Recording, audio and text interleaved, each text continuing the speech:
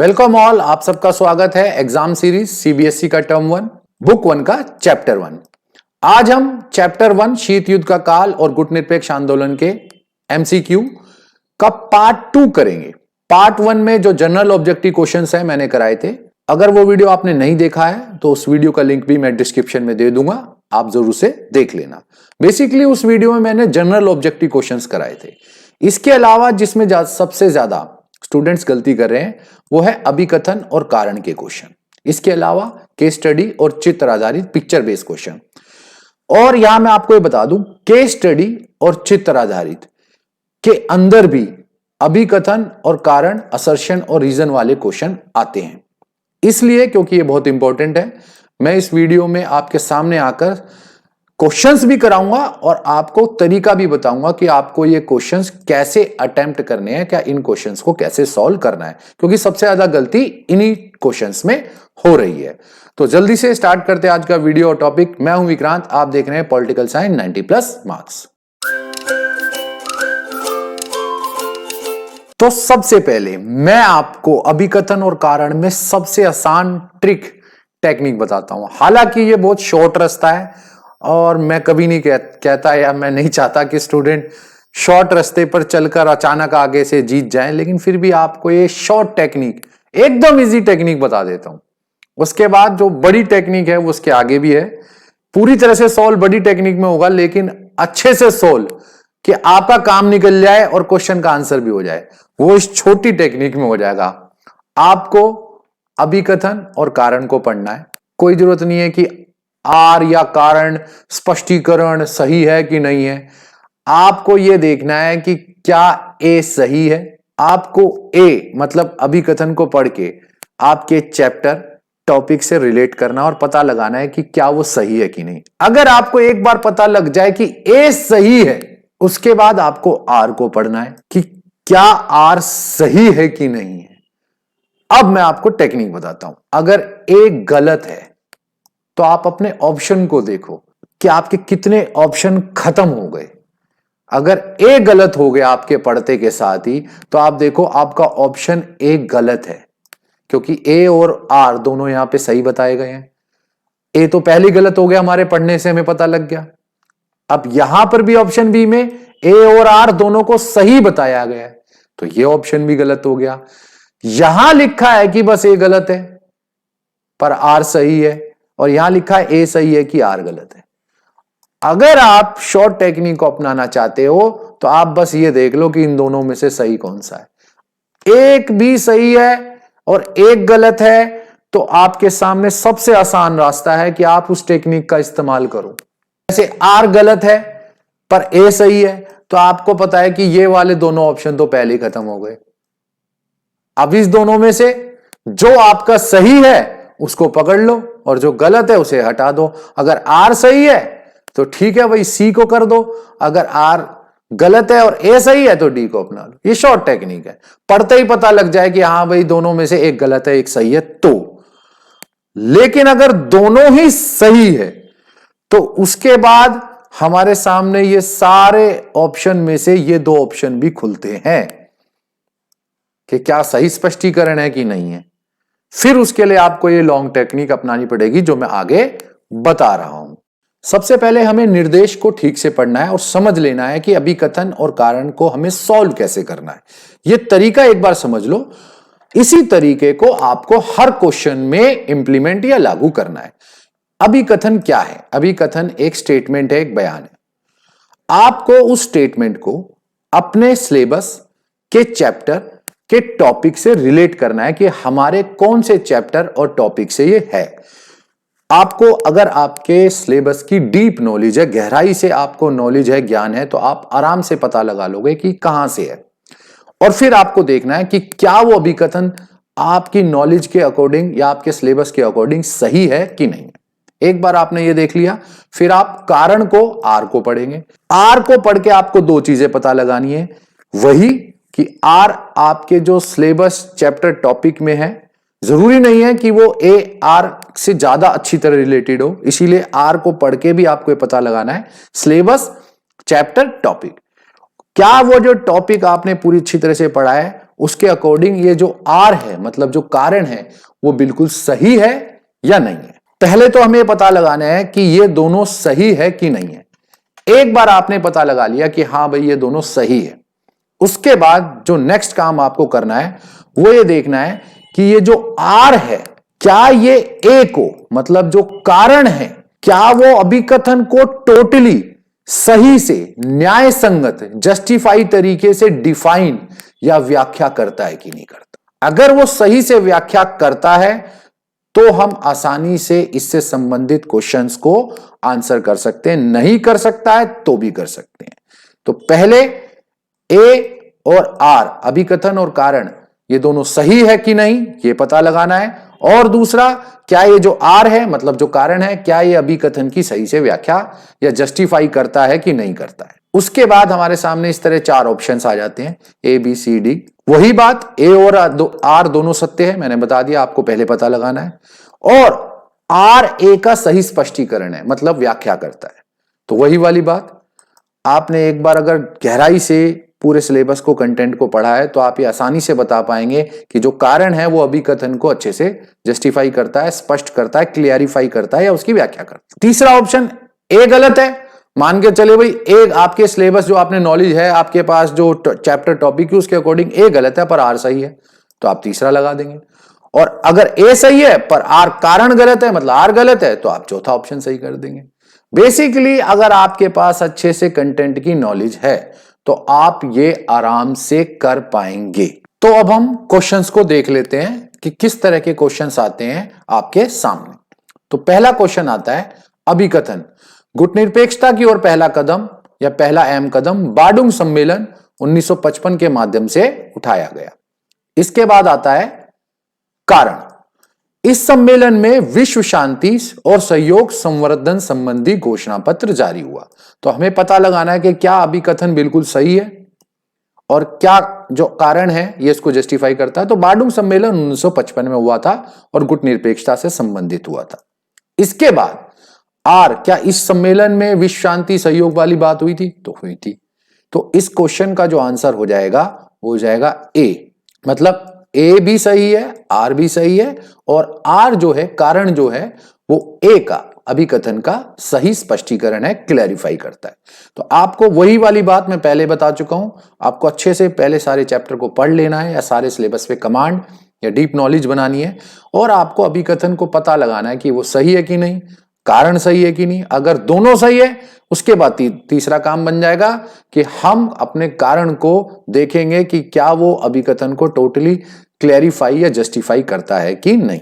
अब हम चलते हैं नेक्स्ट क्वेश्चन पर। नेक्स्ट आता है अभिकथन, गुटनिरपेक्षता की नीति के अंतर्गत हर विवाद का समर्थन उसके औचित्य के आधार पर किया जाता है। अब हम आते हैं इसके कारण पर। कारण, उपनिवेशवाद, रंगवाद का विरोध जारी है, विश्व में सब समान है और सबको बिना किसी रंग भेद के समान अधिकार मिलने चाहिए या सब अधिकार मिलने चाहिए। तो गुटनिरपेक्षता की जो नीति है उसके अंतर्गत विवाद का समर्थन, मतलब कि अगर कोई भी मतभेद, विवाद, मुद्दा अंतरराष्ट्रीय राजनीति में उठाए तो पहले सही गलत का पता लगाना है और उसके बाद सही का समर्थन, गलत का विरोध करना है। तो हमें गुटनिरपेक्षता का ये अच्छे से अगर टॉपिक पढ़ा है तो ये पता है, और ये चीजें भी उसमें आती है, मतलब उपनिवेशवाद का विरोध भी करते हैं, गुटनिरपेक्षता के उद्देश्य में क्लियर है, रंगभेद का भी विरोध करते हैं और सबको समान मानते हैं। तो इस प्रकार अभिकथन भी सही है, कारण भी सही है, और जो आर है, जो कारण है, वो अभिकथन को टोटली जस्टिफाई करता है। तो इसका आंसर भी हो जाएगा ए। आपको वही तरीका अपनाना है, दोनों का सही पता लगाना है और लास्ट में देखना है कि कारण इसको अच्छे से जस्टिफाई या क्लेरिफाई करता है या नहीं। नेक्स्ट क्वेश्चन, गुटनिरपेक्षता की प्रकृति धीरे धीरे बदली और इसमें आर्थिक मुद्दों को अधिक महत्व दिया जाने लगा। कारण, बुल्गारिया में हुए पहले सम्मेलन 1966 में और ज्यादा महत्वपूर्ण नहीं थे। देखो क्लियर बात है कि आर्थिक मुद्दों पर भी धीरे धीरे ध्यान गया गुटनिरपेक्षता का, लेकिन यहां पे कारण को देखोगे तो देखोगे कि बुल्गारिया में पहला गुटनिरपेक्ष सम्मेलन, पहला तो बेलग्रेड में हुआ था 1961 में, तो आर को तो हटा ही दो, तो इसका आंसर क्या आया? डी। ए सही है परंतु आर गलत है। यहां साफ सी बात है कि ए सही है, क्योंकि गुटनिरपेक्षता में धीरे धीरे आर्थिक मुद्दों को लाया गया, नई अंतरराष्ट्रीय आर्थिक अर्थव्यवस्था की स्थापना की बात की जाने लगी, या आर्थिक व्यवस्था की स्थापना की बात की जाने लगी। तो यह बात तो सही, आर्थिक मुद्दे उठे, लेकिन आर उसका सही जस्टिफिकेशन नहीं है। अब हम आते हैं नेक्स्ट क्वेश्चन पे। अभिकथन: शीत युद्ध सिर्फ जोर आजमाइश, सैनिक गठबंधन अथवा शक्ति संतुलन का मामला नहीं था, बल्कि इसके साथ साथ विचारधारा के स्तर पर भी एक वास्तविक संघर्ष जारी था। तो यह अभिकथन बिल्कुल सही है। अब हम देखते हैं आर। विचारधारा की लड़ाई इस बात को लेकर थी कि पूरे विश्व में राजनीतिक, आर्थिक, सामाजिक जीवन को सूत्रबद्ध करने का सबसे बेहतर सिद्धांत कौन सा है। तो इससे पता चलता है कि आर भी सही है, ए भी सही है, और आर जो है, ये जो विचारधारा की लड़ाई थी शीत युद्ध की, उसको अच्छे से जस्टिफाई करता है ए को। तो इसका मतलब यह है कि हमारा आंसर है ए और आर दोनों सही है, और आर ए का सही स्पष्टीकरण है। अब हम आते हैं नेक्स्ट क्वेश्चन पर। नेक्स्ट है अभिकथन: गुटनिरपेक्ष आंदोलन में शामिल अधिकांश देशों को अल्प विकसित देश का दर्जा मिला। हम सबको पता है गुटनिरपेक्ष आंदोलन में जितने भी शामिल देश थे, या तो अल्प विकसित या विकासशील, या उनको बोला गया गरीब देश, या उनके लिए एक और शब्द का इस्तेमाल होता है तृतीय विश्व या तीसरे विश्व के देश। तीसरे विश्व मतलब जो अल्प विकसित या विकासशील देश है। तो यह बात सही है, हमें अभिकथन का पता चल गया कि यह सही है। अब आता है आर। इन देशों के सामने मुख्य चुनौती आर्थिक रूप से और ज्यादा विकास करना तथा अपनी जनता को गरीबी से उबारने की थी। जो देश तृतीय विश्व या तीसरे विश्व में थे, या गुटनिरपेक्ष आंदोलन में थे, पहले ही अल्प विकसित या विकासशील थे, तो उनके सामने समस्या यही तो होगी कि वो विकास कैसे करें, अपनी जनता को गरीबी से कैसे निकाले। तो इसका मतलब इसका आंसर निकलता है ए और आर दोनों सही है, और आर मतलब कारण ए का सही स्पष्टीकरण भी है। अब हम आते हैं नेक्स्ट क्वेश्चन पर। अभिकथन ए। अप्रैल 1950 में उत्तर अटलांटी संधि संगठन की स्थापना हुई, जिसमें 14 देश शामिल थे। अब देखो वही वाली टेक्निक यहां पर आ गई। नाटो की स्थापना 1949 में हुई थी, और उसमें 12 देश शामिल थे शुरुआत में। तो हमारे ये दो ऑप्शन खत्म। अब हम आते हैं अपने कारण पर। इस संगठन ने यह घोषणा की पूर्वी अमेरिका और यूरोप के देश जो इस संगठन में शामिल है, अगर उनमें से एक पर भी हमला होता है तो संगठन में शामिल या संगठन के अंदर जितने भी देश हैं, सदस्य हैं, वो सब इसे अपने ऊपर हमला मानेंगे। तो हां, नाटो, सीटो, सेंटो, वार्सा पैक्ट, जितने भी सैनिक संगठन थे, उनकी स्थापना इसी बुनियाद पर हुई थी कि एक देश पर भी हमला हुआ तो सब देश उसे अपने ऊपर हमला मानेंगे और सब मिलकर जवाब देंगे। तो ऑटोमेटिकली वही वाली टेक्निक के हिसाब से इसका आंसर आ गया सी। ए गलत है पर आर सही है। अब आता है नेक्स्ट। महाशक्तियों के नेतृत्व में गठबंधन की व्यवस्था से पूरी दुनिया के दो खेमों में बंट जाने का खतरा पैदा हो गया। यह विभाजन सबसे पहले यूरोप में हुआ। तो हमारा अभिकथन बिल्कुल सही है, ये एकदम सही बात है। महाशक्तियों के नेतृत्व में दुनिया दो भागों में बंटने का खतरा पैदा क्या होगा, बटी गई थी, और सबसे पहले यह यूरोप में ही हुआ था। अब कारण, पूर्वी यूरोप के अधिकतर देशों ने अमेरिका का पक्ष लिया, जबकि पश्चिमी यूरोप सोवियत खेमे में शामिल हो गया। इसलिए ये खेमे पूर्वी और पश्चिमी गठबंधन में कहलाते हैं, और यही सबसे बड़ा गेम है। पूर्वी यूरोप के जो देश थे वे ज्यादातर साम्यवादी थे और वो सोवियत संघ के खेमे में थे। पश्चिमी यूरोप वाले अमेरिका के खेमे में थे। तो आर तो ऑटोमेटिक गलत हो गया। तो इसका आंसर निकल के आता है डी। ए सही है पर आर गलत है। नेक्स्ट आता है अभिकथन। पहले विश्व युद्ध की समाप्ति से ही शीत युद्ध की शुरुआत हुई। तो हमें पता है कि शीत युद्ध की शुरुआत जो है वो द्वितीय विश्व युद्ध के बाद हुई। तो ये ए तो गलत हो गया अभिकथन। कारण, अगस्त 1945 में अमेरिका ने जापान के दो शहरों में हिरोशिमा और नागासाकी पर परमाणु बम गिराए और जापान को घुटने टेकने पड़े। इसके बाद दूसरे विश्व युद्ध का अंत हुआ। तो कारण बिल्कुल सही है। तो वही वाली बात है यहां पर, ये वाले दोनों ऑप्शन तो ऑटोमेटिक खत्म हो गए थे पहले से ही, तो ए गलत है परंतु आर सही है, तो इसका ऑप्शन हो जाएगा सी। इस स्लाइड में थोड़ी ये प्रॉब्लम हो गई है फॉन्ट की, इसे थोड़ा एडजस्ट कर लीजिएगा। नेक्स्ट आता है अभिकथन, जब दो महाशक्तियों के पास इतनी क्षमता के परमाणु हथियार हो कि वो एक दूसरे को असहनीय क्षति पहुंचा सके, तो ऐसे में दोनों के बीच रक्त रंजित मतलब वास्तविक युद्ध होने की संभावना कम रह जाती है। ये बिल्कुल सही है। अगर दोनों ही महाशक्तियों के पास बहुत विनाशक हथियार है तो दोनों बचेंगे, क्योंकि दोनों को पता है युद्ध हुआ तो दूसरे का विनाश तो होगा ही लेकिन खुद का भी हो जाएगा। तो ये अभिकथन बिल्कुल सही है। अब आते हैं हम कारण पर।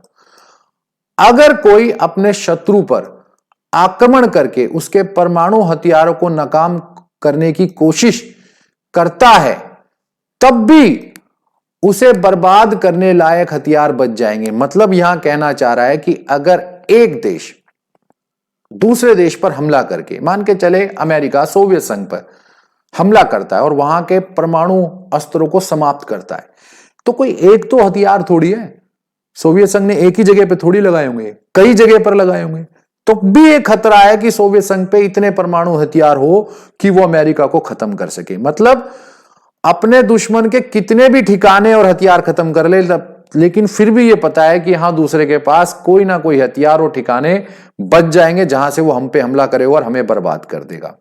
और इस सिद्धांत को कहा गया रोक और संतुलन।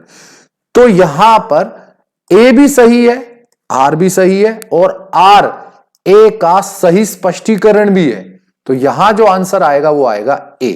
अब आते हैं हम नेक्स्ट क्वेश्चन पर। पूर्वी और दक्षिण पूर्व एशिया तथा पश्चिम एशिया में अमेरिका ने गठबंधन का तरीका अपनाया और दक्षिण पूर्व एशियाई संधि संगठन मतलब कि सीटो और केंद्रीय संधि संगठन मतलब कि सेंटो इसकी स्थापना की, या अमेरिका ने यहां इन क्षेत्रों में जो संगठन बनाए उनको इन नामों से जाना जाता है, सीटो और सेंटो। तो यह बिल्कुल सही है। अब कारण, इसके जवाब में सोवियत संघ तथा साम्यवादी चीन ने भी इस क्षेत्र के देशों, मतलब इस क्षेत्र मतलब कि जो ये दक्षिण पूर्व एशियाई देश है और जो केंद्रीय एशियाई देश है, यहां पर उत्तरी वियतनाम, उत्तर कोरिया और इराक के साथ अपने संबंध मजबूत किए। तो यह बिल्कुल सही है। हालांकि सोवियत संघ ने केंद्रीय एशिया या दक्षिण पूर्व एशिया में कोई सैनिक संगठन तो नहीं बनाया या नहीं बना पाया, लेकिन वहां के कुछ देशों से अपने अच्छे संबंध बनाए। तो यह बात भी बिल्कुल सही है और वो उसने संबंध इसलिए बनाए ताकि वो अमेरिका के इन सैनिक संगठनों का जवाब दे सके। तो जो आर है ये ए को जस्टिफाई भी करता है। तो इसका आंसर है ए। अब हम आते हैं केस स्टडी तथा चित्र आधारित प्रश्नों पर। यहां पर आपके सामने एक केस स्टडी मतलब कि कुछ पैराग्राफ होंगे या आपको कुछ फोटोज या कार्टून्स दिखाए जाएंगे और उसके बाद आपसे क्वेश्चन पूछे जाएंगे। तो अब हम आते हैं केस स्टडी क्वेश्चन पे। केस स्टडी में ज्यादातर पैराग्राफ दिए होते हैं। हालांकि पैराग्राफ को देखते ही सारे स्टूडेंट्स को यह लगता है कि जितने भी क्वेश्चंस पूछे जाएंगे इसके बाद वो पैराग्राफ में उनके आंसर होंगे, पर ऐसा नहीं है। पैराग्राफ को पढ़कर आपको पता लगाना है कि वो आपके सिलेबस के कौन से चैप्टर के कौन से टॉपिक से रिलेटेड है और फिर उस टॉपिक से रिलेटेड कोई भी क्वेश्चन आपसे पूछे जा सकते हैं। यहां आप स्क्रीनशॉट लेकर इस पैराग्राफ को आराम से बाद में पढ़ लेना, मैं जल्दी पढ़ूंगा। गुटनिरपेक्षता की नीति सिद्धांत विहीन है। भारत ने अपने राष्ट्रीय हितों को साधने के लिए अंतर्राष्ट्रीय मामलों पर कोई स्थायी पक्ष या यूं कह लो सुनिश्चित पक्ष नहीं लिया। भारत के व्यवहार में कभी स्थिरता नहीं रही, विरोधाभास रहा। गुटीय व्यवस्था का सैनिक गुटों का विरोध भी किया, लेकिन अपनी स्वार्थ सिद्धि के लिए भारत ने सैनिक गुटों के नेताओं से मैत्री संधि की। भारत ने 1971 में सोवियत संघ के साथ मैत्री संधि पर हस्ताक्षर किए। अब हम आते हैं इससे संबंधित क्वेश्चन पे। निम्न में से किन कारणों से भारत की नीति की आलोचना की जाती है? सिद्धांत विहीन है, अंतरराष्ट्रीय मामलों पर कोई सुनिश्चित पक्ष नहीं है या उससे लेने से भारत बचता रहा, या स्थिति विरोधाभासी है। तो हमने जो पैराग्राफ पढ़ा उसमें ये तीनों ही कारण देखने को मिले। तो इसका आंसर आता है डी। नेक्स्ट क्वेश्चन, सोवियत संघ के साथ मित्रता की संधि पर भारत ने किस वर्ष हस्ताक्षर किए? 51, 61, 71, 81। तो इसका करेक्ट आंसर है 71 में की। नेक्स्ट क्वेश्चन, राष्ट्रीय हितों को साधने के नाम पर अक्सर महत्वपूर्ण अंतर्राष्ट्रीय मामलों में कोई सुनिश्चित पक्ष लेने से भारत बचता रहा, इसका क्या अर्थ है? स्वयं के लाभ को सबसे अधिक महत्व देना, अंतर्राष्ट्रीय मामलों में तटस्थता की नीति को अपनाना, अपने विचारों को दूसरे देशों पर थोपना, या उपरोक्त में से कोई नहीं। तो इसका करेक्ट आंसर है डी, उपरोक्त में से कोई नहीं। नेक्स्ट क्वेश्चन, सोवियत संघ से भारत ने डैश मित्रता संधि की कितने वर्ष की 1, 10, 15 या 20? तो इसका करेक्ट आंसर है ऑप्शन डी, 20 वर्षीय मैत्री संधि की। तो नेक्स्ट क्वेश्चन आता है, निम्न में से कौन सा गुटनिरपेक्ष आंदोलन के लक्षणों से भिन्न है, मतलब गुटनिरपेक्ष के जो लक्षण है उनसे अलग है? अंतरराष्ट्रीय मामलों में मध्यस्थता कर विश्व शांति स्थापित करने में अपना योगदान देना, विकसित और विकासशील राष्ट्र को अधिक विकसित करने का प्रयास करना। तो यहां हमें दूसरा ऑप्शन पढ़ने की जरूरत ही नहीं है, क्योंकि हमें पता है कि विकसित देशों को और अधिक विकसित करने का जो लक्षण है वो गुटनिरपेक्ष आंदोलन में नहीं है। तो इसका करेक्ट आंसर आ जाता है बी। नेक्स्ट, जो ये अभिकथन है ये इसी पैराग्राफ से संबंधित है, या इस केस स्टडी वाला जो पैराग्राफ है इसमें है। गुटनिरपेक्षता की रणनीति के माध्यम से जवाहरलाल नेहरू ने कठिनाई से प्राप्त संप्रभुता की रक्षा की, कारण क्षेत्रीय अखंडता और एकता को बनाए रखा और तीव्र गति से आर्थिक विकास किया, या यूं कह लो करने पर ध्यान दिया। तो हाँ, ये बात तो सही है कि गुटनिरपेक्षता के माध्यम से भारत ने, या यूं कह लो पंडित जवाहरलाल नेहरू ने, जो बड़ी मुश्किल से 200 वर्ष की लड़ाई के बाद हमें आजादी मिली थी और जो संप्रभुता मिली थी उसकी रक्षा भी की, और एकता अखंडता को भी बनाए रखा, और उसके बाद तीव्र गति से आर्थिक विकास पर ध्यान दिया। तो इसका आंसर ए आ जाएगा। ए और आर दोनों सही हैं, और आर ए का सही स्पष्टीकरण भी है। नेक्स्ट आता है अभिकथन, गुटनिरपेक्षता का अर्थ पृथकतावाद नहीं है। यह बात बिल्कुल सही है। पृथकतावाद का जो अर्थ है वो ये आता है कि वैश्विक मामलों से दूर रहना, और प्रथम विश्व युद्ध की शुरुआत तक जैसे अमेरिका ने अपने आप को अंतरराष्ट्रीय राजनीति से दूर रखा। सबको पता है अमेरिका ने अपने आजादी से लेकर 20वीं शताब्दी के प्रारंभ तक, या यूं कह लो प्रथम विश्व युद्ध तक, अंतरराष्ट्रीय राजनीति से खुद को काट के रखा। तो यह कथन बिल्कुल सही है। अब हम आते हैं कारण पर। तटस्थता की नीति के कारण तटस्थ देश युद्ध को खत्म करने में कोई भूमिका नहीं निभाते, ये बात भी सही है। गुटनिरपेक्ष देशों ने कई बार युद्धों को रोकने तथा समाप्त करने में महत्वपूर्ण भूमिका निभाई है। तो यह कथन भी बिल्कुल सही है। तो यहां भी ऑप्शन आएगा ए, दोनों ही सही है, और आर जो है ए का सही स्पष्टीकरण भी देता है, क्योंकि आर ये बताता है कि तटस्थता और गुटनिरपेक्षता में क्या अंतर है। तो अब हम आते हैं नेक्स्ट पैराग्राफ पर। मैं जल्दी पढ़ूंगा, आप स्क्रीनशॉट लेकर आराम से पढ़ लेना। गुटनिरपेक्ष एशिया, अफ्रीका, लैटिन अमेरिका के स्वतंत्र देशों को तीसरा विकल्प, थर्ड ऑप्शन देता है। यह विकल्प महाशक्तियों से अलग रहकर गुटनिरपेक्ष रहना है। गुटनिरपेक्ष आंदोलन की स्थापना में यूगोस्लाविया, भारत, मिस्र, इंडोनेशिया जैसे मुख्य देश थे। गुटनिरपेक्ष नेता के रूप में भारत ने अलग पहचान बनाई। उपनिवेशिक राष्ट्रों के लिए जो गुलामी से आजाद हुए थे, भारत ने आवाज उठाई, और शीत युद्ध के दौरान जो गुटों के सदस्य थे, भारत ने उस संघर्ष को कम करने की भी कोशिश की। कोरिया संकट भारत के प्रयास का उदाहरण है। भारत ने इस शांति में अन्य गुटनिरपेक्ष देशों को भी शामिल किया।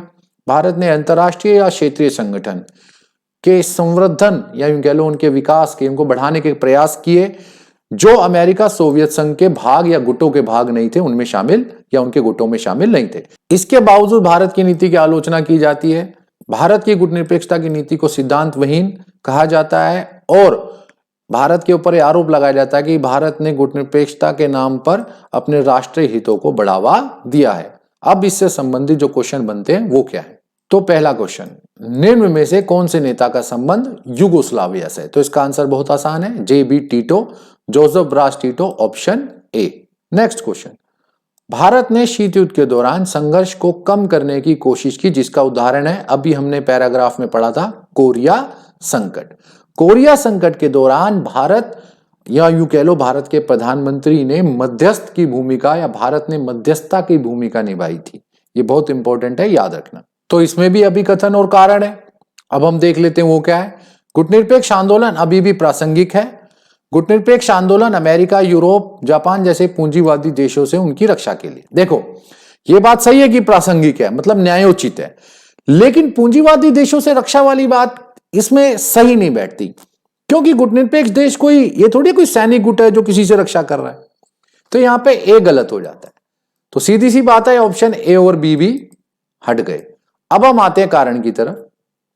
गुटनिरपेक्ष आंदोलन के माध्यम से निरस्त्रीकरण की आवाज उठाई जा रही है, यह बात बिल्कुल सही है। निरस्त्रीकरण गुटनिरपेक्षता की प्रासंगिकता का न्यायोचित ठहराने का एक बहुत बड़ा कारण भी है, जो गुटनिरपेक्ष देशों को सुरक्षा प्रदान करते हैं। तो यह बात बिल्कुल सही होगी, तो इसका ऑप्शन आ जाता है सी। ए गलत है और आर सही है। अब आते हैं हम नेक्स्ट क्वेश्चन पर। इस तरह की स्टेटमेंट देकर वो आपको कंफ्यूज करेगा, हमें हर स्टेटमेंट को ठीक से पढ़कर आराम से आंसर देना है। गुटनिरपेक्षता किस प्रकार बराबर दूरी मतलब तटस्थता से भिन्न है?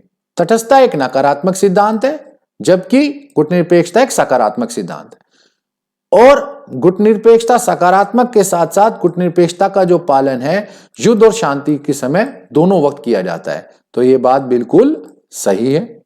दूसरा, तटस्थता सिद्धांत अंतरराष्ट्रीय विधि या कानून से संबंध रखता है, यह बात भी सही है। गुटनिरपेक्षता का संबंध अंतरराष्ट्रीय संबंधों से है, मतलब जो देश तटस्थ है वो केवल ये देखेगा, अंतरराष्ट्रीय विधि कानून को मानेगा, लेकिन अगर कहीं पर कोई मुद्दा, विवाद, मतभेद, कोई अंतरराष्ट्रीय स्तर पर राजनीति में कोई घटना हो रही है तो उससे दूर रहेगा।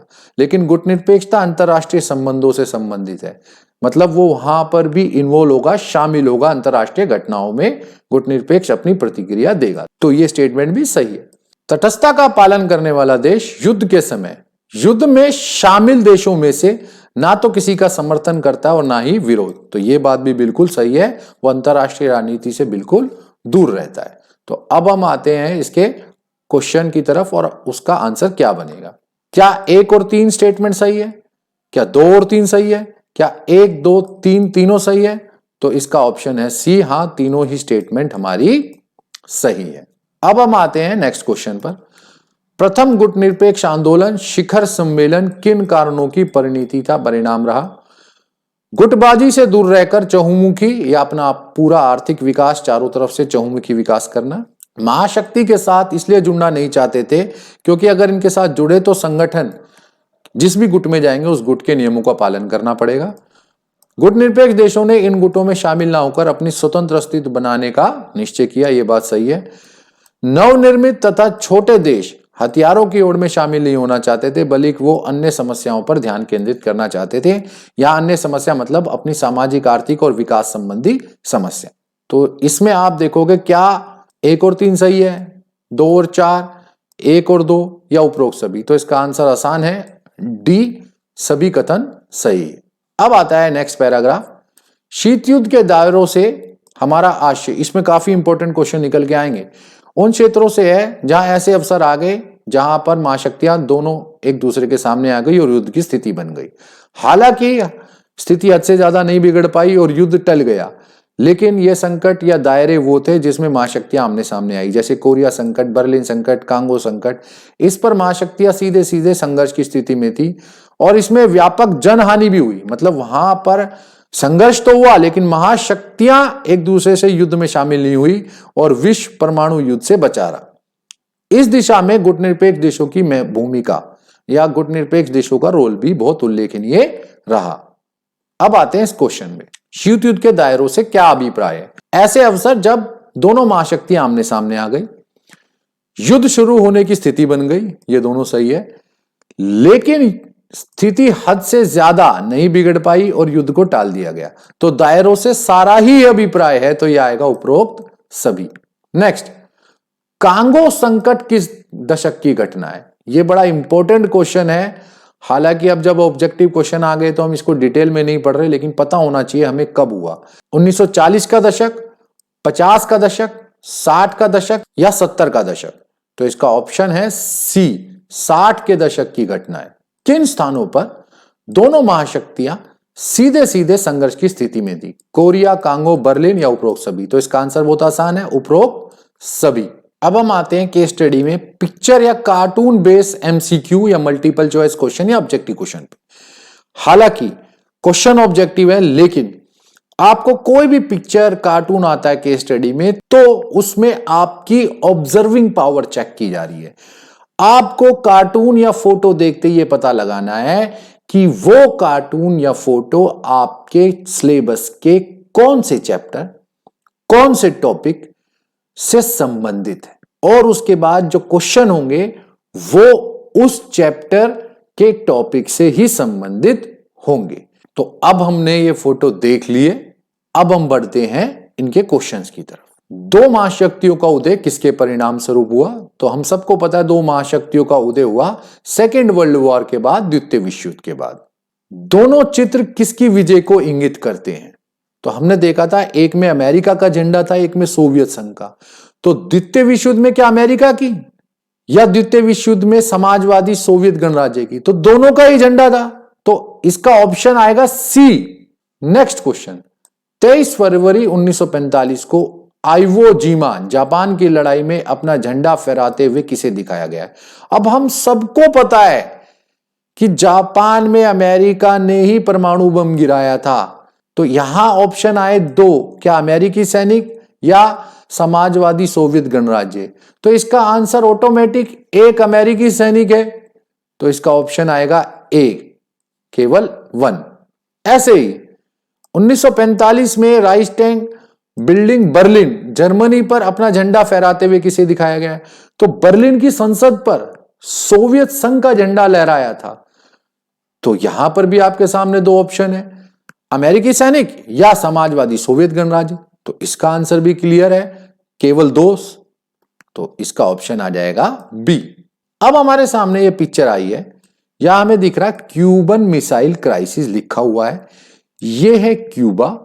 और अब हम इस पिक्चर को देखकर आराम से पता लगा सकते हैं कि क्यूबा मिसाइल संकट से संबंधित क्वेश्चन पूछे जाएंगे। हालांकि क्वेश्चन इसमें कुछ नए भी हैं, तो बड़े ध्यान से देखना। इस नक्शे का प्रयोग किया गया था, जो ये नक्शा भी आपने देखा, कब प्रयोग किया गया था? मार्शल योजना पर हुई गोपनीय बैठक में, ऑपरेशन डेजर्ट स्टॉर्म पर हुई गोपनीय बैठक में, या क्यूबा मिसाइल संकट पर हुई गोपनीय बैठक में? तो इसका तो सिंपल सा है, हमने पढ़ लिया, ऑप्शन सी। यह नक्शा किसके द्वारा बनाया गया? अमेरिका की खुफिया एजेंसी, क्यूबा की खुफिया एजेंसी, दोनों या कोई नहीं? तो इसका आंसर बिल्कुल क्लियर है, ऑप्शन ए, अमेरिका की खुफिया एजेंसी ने इसका नक्शा बनाया था। यह नक्शा क्या दर्शाता है, क्या सिंबलाइज करता है? क्यूबा में तैनात की जा रही परमाणु मिसाइल की पहुंच का दायरा, या यह अमेरिका का आम नक्शा है, या अमेरिका के विस्तार को दिखाता है? तो सबको पता है कि यह दायरा दिखाता है कि क्यूबा में जो सोवियत संघ ने मिसाइल लगाई थी वो अमेरिका में कहां कहां तक हमला कर सकती थी। नेक्स्ट क्वेश्चन, अमेरिका की खुफिया एजेंसी का नाम क्या है? आईसीए, आरएडी या सीआईए, या कोई नहीं? तो इसका आंसर भी बहुत क्लियर है, इसका आंसर है सी, सीआईए अमेरिका की खुफिया एजेंसी या जासूसी एजेंसी का नाम है। अब हमारे सामने आता है ये कार्टून, ये पिक्चर। इसमें हमें दिख रहा है कि बेंच पर एक आदमी बैठा है, एक औरत बैठी है और वो चुपचाप किसी से हाथ मिला रही है। ये जो कार्टून है ये बहुत बार पहले भी आया हुआ है। अब इससे संबंधित क्वेश्चंस को हम देखेंगे। उपरोक्त कार्टून में क्या दिखाया गया है? शीत युद्ध को लेकर अमेरिका चीन का नजरिया, शीत युद्ध को लेकर सोवियत संघ का नजरिया, भारत का नजरिया, या कोई नहीं? तो इसका आंसर है ऑप्शन ए, क्योंकि इसमें सबसे ज्यादा जो हाईलाइट किया गया है वो यही है, अमेरिका और चीन का नजरिया। कैसे, वो मैं आपको आगे बताऊंगा। बेंच पर बैठी महिला किस देश का प्रतिनिधित्व कर रही है, यही मैं आपको बताना चाह रहा था। बेंच पर जो महिला बैठी है वो है अमेरिका की। ज्यादातर स्टूडेंट को ये पता है, जिसे नहीं पता है मैं बता दूं, सोवियत संघ भी साम्यवादी, चीन भी साम्यवादी, दोनों देश साम्यवादी थे और लगभग लगभग एक दूसरे को अपना दोस्त मानते थे। लेकिन 70 का दशक आने के बाद अमेरिका ने चुपचाप चीन से हाथ मिला लिया, या यूं कह लो चीन ने सोवियत संघ को धोखा देते हुए अमेरिका से हाथ मिला लिया। तो यही कारण था कि मैंने आपको बताया था कि शीत युद्ध को लेकर अमेरिका और चीन का नजरिया इस कार्टून में दिखाया गया है। और बेंच पर बैठी महिला कौन है? ये अमेरिका देश का प्रतिनिधित्व कर रही है, जो चुपचाप किससे हाथ मिला रही है? चीन से हाथ मिला रही है। और धोखा किसको मिल रहा है? सोवियत संघ को। उपरोक्त कार्टून की सही व्याख्या क्या होगी? समाजवादी सोवियत गणराज्य को अंधेरे में रखा जा रहा है। तो यह बात सबको पता चली गई है, लेकिन इसमें दूसरा ऑप्शन हमेशा याद रखना, ऑप्शन सारे पढ़ो ताकि कहीं ऐसा ना हो आप सोचो यार ये ए तो सही है, लेकिन दूसरा भी पढ़ लो, यहां दूसरा भी सही है, अमेरिका की चीन के साथ गुपचुप दोस्ती, ये ऑप्शन भी सही है। तो इसका करेक्ट आंसर आएगा सी। ए और बी दोनों ही ऑप्शंस सही है, तो इसका आंसर जो आएगा वो सी आएगा। अब हम आते हैं अपने नेक्स्ट कार्टून पर। ये कार्टून अगर वैसे देखो इसमें क्लियर नहीं है यहां पर, ये वियतनाम से संबंधित है या वियतनाम संकट से संबंधित। अमेरिका ने वियतनाम में जब हस्तक्षेप किया था और उसके बाद क्या हुआ, तो इससे संबंधित क्वेश्चंस हम सॉल्व करेंगे। उपरोक्त कार्टून का संबंध किन देशों से है? अमेरिका, वियतनाम, इराक या अफगानिस्तान। मैंने अभी बताया था अमेरिका ने वियतनाम में हस्तक्षेप किया था, तो इसका आंसर आएगा डी, 1 और 2, अमेरिका, वियतनाम। उपरोक्त कार्टून में किस नेता को दिखाया गया है?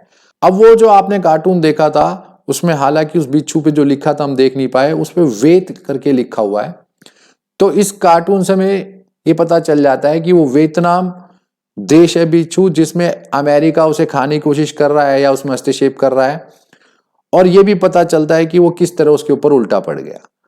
तो लेकिन ये नहीं पता चल पा रहा है कि उसमें जो अमेरिकी राष्ट्रपति है जिन्होंने वियतनाम में हस्तक्षेप का निर्णय लिया था वो कौन है? तो अमेरिकी राष्ट्रपति जॉनसन, केनेडी या बराक ओबामा। देखो ओबामा तो है नहीं, इन दोनों में से आपको कंफ्यूजन होगी, लेकिन इसका असली आंसर है अमेरिकी राष्ट्रपति जॉनसन, ए। जॉनसन ने ही वियतनाम में अमेरिकी हस्तक्षेप किया था या उनके राष्ट्रपति काल में हुआ था। दूसरे कार्टून का विषय क्या है? वियतनाम में अमेरिकी दुस्साहस या अमेरिकी राष्ट्रपति जॉनसन को वियतनाम के मसले पर बड़ा कष्ट झेलना पड़ रहा है। तो हमें पता है कि वियतनाम में अमेरिका ने हस्तक्षेप तो कर दिया, पर 14 सालों तक अमेरिका वहां पर फंसा रहा। तो इसका करेक्ट आंसर आएगा सी, 1 और 2। अमेरिका ने दुस्साहस तो किया वियतनाम में घुसने का, लेकिन उसको बड़ा कष्ट झेलना पड़ा। तो ये दोनों ही ऑप्शन सही है। अमेरिका ने वियतनाम में कब से कब तक हस्तक्षेप किया? अभी मैंने बताया था कि 14 सालों तक लगातार संघर्ष चलता रहा वहां, तो कब से कब तक? तो आपको देखो 14 साल पता लगाने कहां हो जाएंगे, तो आपको आसानी से पता चल जाएगा ऑप्शन सी में, मतलब कि ये थर्ड में 63 से 76 के बीच ये 14 साल वाला ऑप्शन है। इसमें अमेरिका वियतनाम में हस्तक्षेप किया या इस दौरान लगातार अमेरिका वियतनाम के साथ संघर्ष में या हस्तक्षेप में शामिल रहा। यह क्वेश्चन आपको पता लगाना है। इसका आंसर मुझे कमेंट बॉक्स में देना कि सोवियत संघ ने अफगानिस्तान में कब हस्तक्षेप किया, और स्टूडेंट ये भी बता सकते हैं कि कब सोवियत संघ ने अफगानिस्तान से अपनी सेना को वापस बुलाया। यह भी बहुत इंपॉर्टेंट है, आप जरूर से इसका आंसर कमेंट बॉक्स में देना। ये कार्टून या ये फोटोज देखिए आप, यहाँ एक घड़ी है, ये इमारतें हैं, विनाश हो रखा है। इस तरह से 4-5 फोटो मैं आपको दिखा रहा हूं। आपको जो क्वेश्चन पेपर में आएगी एक साथ बहुत सारी फोटो आएंगी, तो इस तरह से आएंगी। देखो ये बिल्डिंग है, यहां देखकर पता लग रहा है कि यहां भी परमाणु बम का हमला हो रहा है। देखो जर्जर इमारतें हैं, तो ये पता चल जाता है कि ये परमाणु हमला जो जापान के ऊपर अमेरिका ने किया था उससे संबंधित फोटो है। अब उपरोक्त चित्र किस तबाही को दर्शाते हैं? अमेरिका द्वारा इराक हमले पर, ईरान हमले पर या जापान? तो ये जापान हमले पर दिखाते हैं, तो ऑप्शन सी इसका आंसर है। 12th क्लास में आपको सारे ही चैप्टर के जितने भी आपके सीबीएसई के फर्स्ट टर्म में उसके सारे ऑब्जेक्टिव क्वेश्चन कराऊंगा, जनरल ऑब्जेक्टिव भी कराऊंगा, साथ साथ मैं उसके अभिकथन कारण और केस स्टडी और पिक्चर बेस भी कराऊंगा या कार्टून बेस क्वेश्चन भी कराऊंगा। तो इसके लिए आप ज्यादा से ज्यादा दोस्तों को वीडियो शेयर कीजिए। और एक बात बता दूं, मैं जल्दी से जल्दी ये सिलेबस खत्म करके सब सारे चैप्टर के ऑब्जेक्टिव क्वेश्चंस कराकर आपकी क्यूज कराने की भी कोशिश करूंगा। उसमें बहुत इंटरेस्ट बनेगा और आपको बहुत मजा आएगा। तो ज्यादा से ज्यादा अपने दोस्तों को इस चैनल पे जोड़िए और ज्यादा से ज्यादा हम अच्छे से अच्छी तैयारी एग्जाम की करेंगे। नेक्स्ट क्वेश्चन, 1950 के दशक की शुरुआत में ही संयुक्त राष्ट्र अमेरिका मतलब अमेरिका और सोवियत संघ ऐसे परमाणु बम का परीक्षण कर रहे थे जिनकी क्षमता डैश किलोटन थी। 8 से 13,000, 15 से 20,000, 10 से 15,000 या 20 से 55,000। आपको किलोटन की क्षमता बतानी है कि सोवियत संघ अमेरिका कितनी क्षमता के परमाणु बमों का परीक्षण कर रहे थे। तो इसका करेक्ट आंसर है सी, 10 से 15,000 किलो टन की क्षमता के परमाणु बमों का परीक्षण कर रहे थे। तो थैंक यू फॉर वॉचिंग। जल्दी मिलेंगे अगली वीडियो में। मैं हूं विक्रांत, आप देख रहे हैं पॉलिटिकल साइंस 90+ मार्क्स।